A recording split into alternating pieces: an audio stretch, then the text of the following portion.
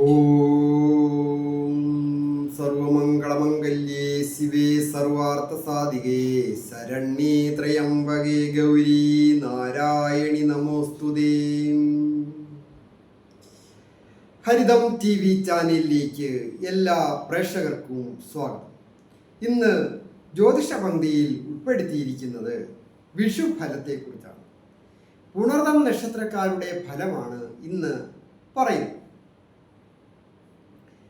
മേടം രാശിയിൽ ശനിയും മിഥുനം രാശിയിൽ വ്യാഴവും നിൽക്കെ കൊല്ലവർഷം 1201 ആണ്ട് മേടമാസം 1-ാം തീയതി, അതായത് 2026 ഏപ്രിൽ മാസം 14-ാം തീയതി രാവിലെ 8:08 IST സമയം 9:32 AM മേടം രാശിയിലേക്ക് ആദിത്യൻ എന്ന് പറയുന്ന പവർഫുള്ളായിട്ടുള്ള ഗ്രഹം മാറുകയാണ്. മീനം രാശിയിൽ നിൽക്കുന്ന ആദിത്യൻ മേടം രാശിയിലേക്ക് മാറുന്ന സമയമാണ് ഞാൻ പറഞ്ഞത്. അത് ചതയ നക്ഷത്രവും അന്ന് ചൊവ്വാഴ്ചയാണ്. ചതയ നക്ഷത്രവും കൃഷ്ണപക്ഷദ്വാദശി തിഥിയും സുരഭിക്കരണവും ശുഭ്രാനാമ നിത്യയോഗവും ഭൂമി ഭൂതോദയം കൊണ്ട് മേട രവി സംക്രമം. അങ്ങനെയുള്ള ഈ ആദിത്യൻ്റെ മാറ്റത്തെ അടിസ്ഥാനമാക്കിയാണ് വിഷുഫലം പറയുന്നത്. ഉദയം കഴിഞ്ഞ് രവി മാറുന്നതിനാലാണ് 15-ാം തീയതിയിലേക്ക് വിഷു ആഘോഷം വെച്ചിരിക്കുന്നത്. എങ്കിലും മേട രവി സംക്രമത്തെ അടിസ്ഥാനമാക്കി വിഷുഫലം പറയുമ്പോൾ അത് ഒരു വർഷത്തേനുള്ള സമ്പൂർണ്ണ ഫലങ്ങളാണ്. പുണർതം നക്ഷത്രക്കാരായിരിക്കുന്നവർക്ക് വിവിധങ്ങളായ അഭിവൃദ്ധികൾ വന്നു ചേരുക തന്നെ ചെയ്യും. ഓരോരുത്തരുടെയും വ്യക്തിപരമായ കാര്യങ്ങൾ അറിയുവാൻ വിഷുഫലം പറയുമ്പോൾ വ്യക്തിപരമായിട്ടല്ല, എല്ലാവരുടെയും കാര്യങ്ങൾ ഒരു കണക്കനുസരിച്ചാണ് പറയുന്നത്. എന്നാൽ ഓരോരുത്തരുടെയും വ്യക്തിപരമായ കാര്യങ്ങൾ അറിയുവാൻ ഗണിച്ചു നോക്കി, അതായത് ഡേറ്റ് ഓഫ് ബർത്ത് ടൈം വെച്ച് ഗണിച്ചു നോക്കി ഗ്രഹനില തയ്യാർ ചെയ്ത് വിശദ വിവരങ്ങൾ അറിയേണ്ടവർക്ക് നേരിട്ട് വരികയോ ഫോൺ വിളിച്ച് ചോദിക്കുന്നതിനുമൊക്കെ അവസരമുണ്ടായിരിക്കണം. കൂടാതെ പൊരുത്തം നോക്കുന്നതിനും അതുപോലെ തന്നെ മുഹൂർത്തം നോക്കുന്നതിനും അങ്ങനെ വിവിധങ്ങളായിട്ടുള്ള കാര്യങ്ങൾക്ക് ഓൺലൈനായിട്ടൊക്കെ സൗകര്യമുണ്ടായി. പുണർതം നക്ഷത്രക്കാരെ സംബന്ധിക്കുന്നിടത്തോളം വളരെ കഷ്ടതയും നഷ്ടങ്ങളും ഒക്കെ അനുഭവിച്ച് ദുരിതങ്ങളിലും ദുഃഖങ്ങളിലും പെട്ട് അങ്ങേയറ്റം ജീവിതം വഴിപൊട്ടി നിൽക്കുന്ന ധാരാളം ആൾക്കാരും അവർക്കൊക്കെ ഈ വിഷുവിന് ശേഷം അഭിവൃദ്ധികൾ വന്നു ചേരും. ഓരോരുത്തർക്കും ഓരോ രീതിയിലാണ് അഭിവൃദ്ധികൾ വന്നു ചേരുക. പൊതുവെ നോക്കുമ്പോൾ വിഷുഫലം സമ്പൽ സമൃദ്ധിയുടെയും ഐശ്വര്യത്തിൻ്റെയും ഒരു വർഷമാണ് കടന്നു വരാൻ പോകുന്നത്. ധാരാളമായിട്ട് മഴ ലഭിക്കുകയും ആവശ്യത്തിന് വെയിലും മഞ്ഞും ഒക്കെ പ്രകൃതി കനിഞ്ഞനുഗ്രഹിക്കുന്ന ഒരു വർഷമാണ്. അത് വൃക്ഷലതാദികൾക്കും പക്ഷിമൃഗാദികൾക്കും ഒക്കെ അനുകൂലമാണ്. കൃഷികാര്യങ്ങൾ ചെയ്യുന്നവരായാലും മറ്റ് മൃഗസംരക്ഷണം ചെയ്യുന്നവരായാലും ഒക്കെ അഭിവൃദ്ധികരമാണ്. കാലാവസ്ഥ നല്ലതായതുകൊണ്ട് മാത്രമില്ലല്ലോ, മനുഷ്യരെ സംബന്ധിക്കുന്നിടത്തോളം സുഖസന്തോഷമായ ജീവിതത്തിന് ആവശ്യമായ കാര്യങ്ങൾ വൃക്ഷലതാദികളും പക്ഷിമൃഗാദികളും ഒക്കെ സമ്പൽ സമൃദ്ധമായിട്ട് വരണം.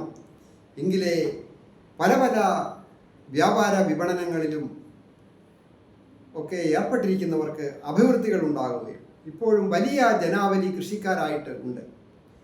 കൃഷിക്കാരെന്ന് പറയുമ്പോൾ പച്ചക്കറി കൃഷിയോ നെൽകൃഷിയോ മാത്രമല്ല, സുഗന്ധദ്രവ്യങ്ങളാകാം, നാണ്യവിളകളാകാം, അതുപോലെ തന്നെ മരുന്നുകൾ കൃഷി ചെയ്യുന്നവരുണ്ട്. ധാരാളം ആൾക്കാരുണ്ട് മരുന്ന് കൃഷി ചെയ്ത് അങ്ങാടി കടയിലൊക്കെ കൊടുത്ത് അതൊരു പ്രോസസ്സിംഗ് ഒക്കെ ചെയ്ത് മരുന്നുണ്ടാക്കി അത് വിതരണം ചെയ്യുക. അങ്ങനെ നിരവധി തൊഴിൽ രംഗങ്ങളെ സൂചിപ്പിക്കുന്ന ഈ പ്രകൃതിയുടെ ഒരു അനുഗ്രഹം അത് വളരെ ആവശ്യമാണ്. അത് ഈ വർഷം ഉള്ളതാണ്. ഏതൊരു മനുഷ്യനെ സംബന്ധിക്കുന്നിടത്തോളം ഒരു പുരോഗതി വന്നു ചേരുവാൻ പ്രഥമമായിട്ട് വേണ്ടത് പ്രകൃതിയുടെ അനുഗ്രഹമാണ്.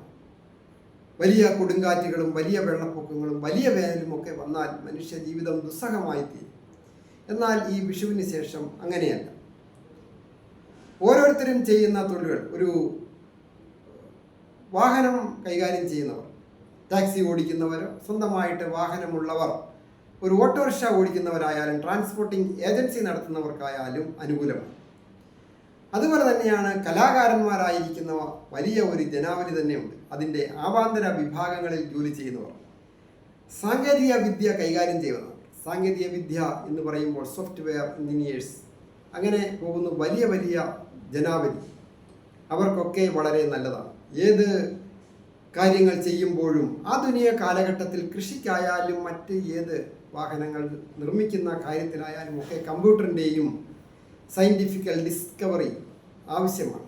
സോഫ്റ്റ്വെയർ ആയാലും ഹാർഡ്വെയർ ആയാലും ഒക്കെ ആവശ്യമാണ്. അതിനൊക്കെ ഒരു പുരോഗതിയുള്ള ഒരു വർഷമാണ്. മെഡിക്കൽ രംഗങ്ങളിലും അഭിവൃദ്ധികൾ സൂചകമാണ്. അതായത് ഈ പുണർന്ന നക്ഷത്രക്കാരായിരിക്കുന്നവർ, വിഷഗുരന്മാരായിരിക്കുന്നവർ, അതായത് ഹോമിയോ മരുന്നുകൾ, ആയുർവേദ മരുന്നുകൾ, അലോപ്പതി പോലെയുള്ള എല്ലാ മെഡിസിൻ വിഭാഗങ്ങൾ കൈകാര്യം ചെയ്യുന്നവർക്കും അഭിവൃദ്ധികരമാണ്. ചികിത്സകളൊക്കെ ഭരിക്കുവാനും പുണർന്ന നക്ഷത്രക്കാർക്ക് ഏതെങ്കിലും രോഗാവസ്ഥകളുണ്ടെങ്കിൽ അത് മാറുവാനും ഒക്കെ പ്രകൃതിയുടെ ഒരു അനുഗ്രഹം, അതായത് ദൈവാധീനം വർദ്ധിച്ചിരിക്കും. തൊഴിൽ ചെയ്യുന്നവർക്ക് അഭിവൃദ്ധി ഉണ്ടാകുക വഴി സാമ്പത്തിക നേട്ടങ്ങളും വന്നിച്ചേരും. അപ്രതീക്ഷിതമായ ധന ആഗമന യോഗം ഉണ്ടാകും. അത് അവരവർ ചെയ്യുന്ന തൊഴിലുകൾക്ക് അല്ലെങ്കിൽ ഒരു പുതിയ സംരംഭം ആരംഭിക്കുക, ഈ വർഷം അങ്ങനെയൊക്കെ പ്ലാൻ ചെയ്ത് നിൽക്കുന്ന വിഷുഫലത്തിന് ശേഷം ചെയ്യുവാൻ ആഗ്രഹിക്കുന്നവർക്ക്, പുണർ നക്ഷത്രക്കാർക്ക് വളരെ ഉത്തമമാണ്. വ്യാപാരമായാലും വിപണനമായാലും ഡീലേഴ്സ് ആൻഡ് ഡിസ്ട്രിബ്യൂട്ടേഴ്സ്, അതുപോലെ തന്നെ എക്സ്പോർട്ടിംഗ് ഇമ്പോർട്ടിംഗ് പോലെയുള്ള കാര്യങ്ങൾ, ആർക്കിടെക്റ്റേഴ്സ്, ഇൻറ്റീരിയർ ഡിസൈനേഴ്സ്, അത് വാഹനങ്ങളുടെ ആയാലും ഗൃഹത്തിൻ്റെ ആയാലും, അതുപോലെ തന്നെയാണ് വിദ്യാർത്ഥികളായിരിക്കുന്നവർക്ക് വിദ്യാ വിജയങ്ങളൊക്കെ വന്നു ചെയ്യും. ടെസ്റ്റുകളൊക്കെ എഴുതുന്നവർക്ക് അനുകൂലമാണ്. അധിക ശനിദോഷങ്ങളൊന്നും ബാധകമല്ല. വളരെ ക്ഷമയോടും വിട്ടുവീഴ്ചയോടും കൂടി പഠനത്തിലൊക്കെ ഏർപ്പെടുന്നവർക്ക്, അതുപോലെ തന്നെ ജോലിയിൽ ഇപ്പോൾ ഇരിക്കുന്നവർക്ക്, പുതിയ ടെസ്റ്റുകളൊക്കെ എഴുതുന്നവർക്ക് അഭിവൃദ്ധികരമാണ്. യുവതി യുവാക്കൾക്കും മധ്യവയസ്കർക്കും ഒക്കെ വിദ്യാവിജയം വന്നു ചേരുവാൻ ഈ പുണർന്ന നക്ഷത്രക്കാർക്ക് അനുകൂലമായിരിക്കുന്ന ഒരു വിഷുഫലമാണ് കാണുന്നത്. അതുപോലെ തന്നെയാണ് ഏജ് ഓവറായിട്ട് നിൽക്കുന്ന യുവതി യുവാക്കൾക്ക് വിവാഹം വന്ന് വാക്കാകുവാൻ യോഗമുണ്ട്. ഐശ്വര്യപൂർണമായ കുടുംബജീവിതം ആരംഭിക്കുവാൻ ഈ വർഷം ഒരു അവസരം ലഭിക്കും. അത് ചില വിട്ടുവീഴ്ചകളും ക്ഷമയും ഒക്കെ അനിവാര്യമാണ്. അത് ഉത്തമമായ രീതിയിൽ നടക്കുന്നതിനുള്ള ഭാഗ്യവും ദൈവാധീനവുമുള്ള ഒരു വർഷമാണ് വരുന്നത്. ദമ്പതികളായിട്ടുള്ളവർക്ക് പൊതുവെ ഐശ്വര്യപൂർണമായ കുടുംബജീവിതം നയിക്കുവാനായിട്ട് ഒക്കെ സാധിക്കും. വന്നു ചേരുന്ന ധനം വേണ്ട രീതിയിൽ വിനിയോഗിക്കുവാൻ അതീവ ശ്രദ്ധയും ജാഗ്രതയും ആവശ്യമാണ്. അഭക്ഷ്യ വസ്തുക്കളുടെ ഉപയോഗം പാടില്ല. അതായത് ചെറിയ ചെറിയ അസുഖങ്ങളൊക്കെ ഉണ്ടായാൽ അത് മൊത്തത്തിൽ വലിയ രോഗാവസ്ഥ പോലെ മനസ്സിനെ അലട്ടുന്ന ഒരു വർഷമാണ്. അത് വളരെ ശ്രദ്ധയോടുകൂടി കൈകാര്യം ചെയ്താൽ ചെറിയ രീതിയിലൊക്കെ രോഗാവസ്ഥകൾ മാറിപ്പോകുന്നതിനും സൂചനയുണ്ട്. സമ്പൽ സമൃദ്ധവും ഐശ്വര്യപൂർണവുമായ വിഷു ആശംസ.